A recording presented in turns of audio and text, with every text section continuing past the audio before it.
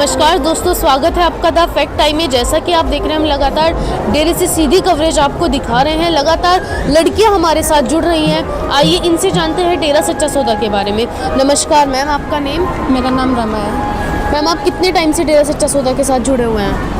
मुझे डेरा सच्चा सौदा से कम 20 साल से ऊपर ही हो चुके हैं कि मैं छोटी सी थी जब से मेरे पापा यहाँ पे ला रहे हैं मेरे को। मैंने 5 साल की उम्र में यहाँ नामदान भी ले लिया था। मैम, आपको डेरे का माहौल, यहाँ का एनवायरनमेंट कैसा लगता है? डेरे का माहौल, जैसे हम डेरे में आते तो ऐसा लगता है हम एक अपने फैमिली मेम्बर के बीचों में बैठे हैं। हर चीज़ की यहाँ पे सुविधा है और यहाँ पे बताया जाता है कि लड़कियों को कैसे रहना चाहिए, क्या करना चाहिए। मतलब बहुत सारी चीज़ें ऐसी बताई जाती है जो ज़्यादातर हमारे पेरेंट्स या कोई बाहर वाले नहीं बताते हमको कि लड़कियों को। यहाँ पे ये भी बताया जाता है कि लड़कियों को लड़कों के मुकाबले में आना चाहिए और जैसे लड़के रहते हैं वैसे हम भी रह सकते हैं और हम भी अपने कुल को आगे बढ़ा सकते हैं। ज़रूरी नहीं कि लड़के ही कुल को आगे बढ़ाएं। मैम, आपको इतना विश्वास क्यों है संत जी के ऊपर? इतना विश्वास क्यों है? क्योंकि हम बचपन से आ रहे हैं। मेरे पापा को भी 30 साल से ऊपर हो चुके हैं नाम लेते हुए। तो पापा भी बोलते हैं कि गुरुजी बहुत अच्छे हैं और हम जैसे हम अपने दिल से जो भी हम पिताजी से मांगते हैं वो हमको मिलता ही है। मैम, आप उनको पिताजी क्यों बुलाते हैं? पिताजी इसलिए बोलते हैं क्योंकि एक होता है कि हम अपने मन से कुछ भी बोल लो, गुरु बोल लो, पीर बोल लो। मेरा मन करता है कि मैं पिताजी बोल लूँ क्योंकि ये जैसे मेरे पापा हैं, हम मेरे लिए जैसा करते हैं, ये भी मेरे पापा से कम नहीं है, मेरे पापा से बढ़ के ये तो इनके लिए भी पिताजी ही निकलता है मुझसे। मैम, मीडिया में 4 साल पहले लड़कियों की सेफ्टी को लेकर डेरा के ऊपर काफ़ी सवाल उठाए गए थे। आपका क्या मानना है? मुझे तो ऐसा कुछ नहीं लगता क्योंकि मैं भी 4 साल, मैं तो बता रही हूँ, मैं बचपन से यहाँ पे आ रही हूँ। मैं तो इतने दिन आती थी, सेवा करती थी, यहाँ तक कि मेरी फ्रेंड्स भी, मैं उनको भी लेकर आती थी, चलो नामदान लो, वहाँ पे जाओ। यहाँ पे आके वो इतने 10-15 दिन रह के जाती थी। हमने तो आज तक ऐसा कुछ देखा नहीं, ना ऐसे सुना।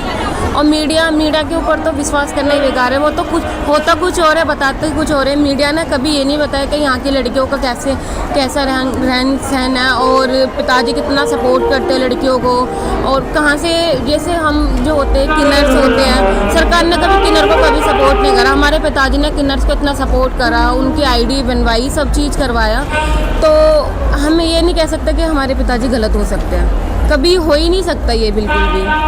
मैम, फिर जैसे आप बता रहे हैं गुरुजी ने लड़कियों को आगे लाने के लिए इतना कुछ किया, समाज के लिए इतना कुछ किया, फिर ऐसे संत जी को टारगेट क्यों किया जा रहा है? टारगेट इसलिए किया जा रहा है क्योंकि गवर्नमेंट जो है, वो गवर्नमेंट जो होती है वो कभी नहीं चाहती कि मेरे आगे भी कोई आए। क्योंकि हमारे पिताजी ने मानव भलाई के इतने कार्य कर चुके, इतने आगे बढ़ चुके हैं। मतलब सफाई अभियान, सब चीज़ में जो गवर्नमेंट नहीं करती है।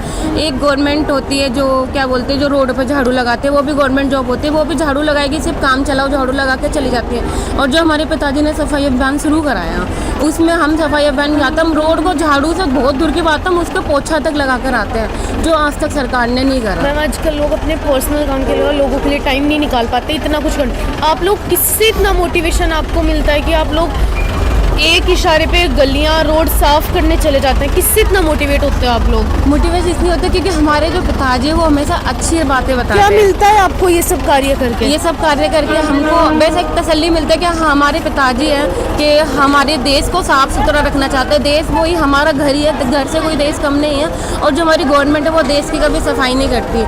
और जब से हमारे पिताजी ने सफाई अभियान शुरू करा है तो उसके 1-1.5 साल बाद ही मोदी जी ने भी सफाई अभियान शुरू करा था। और इससे पहले कोई चर्चा नहीं थी मोदी जी कभी दिल्ली या ऑल इंडिया में कभी सफाई अभियान करा सके। मैं आपको लगता है सोसाइटी को ऐसे संत जी की नीड है आज? हाँ, आज भी ऐसी सोसाइटी को हमारे गुरुजी की बहुत नीड है। तो मैं यही विनती करूँगी गवर्नमेंट से कि हमारे पिताजी को जल्दी से जल्दी हमारे पास भेजें और जो भी ये बुराइयाँ चल रही है वो हमारे पिताजी आके जल्दी से जल्दी ख़त्म करें। तो दोस्तों देखिए, लगातार जो पढ़े लिखे वही बात है, एजुकेटेड पर्सन्स हैं, लड़कियां हैं, उनकी यही मांग है कि संत जी को समाज में जल्दी से जल्दी वापस भेजा जाए। इसी के साथ आप देखते रहिए द फैक्ट आई। धन्यवाद।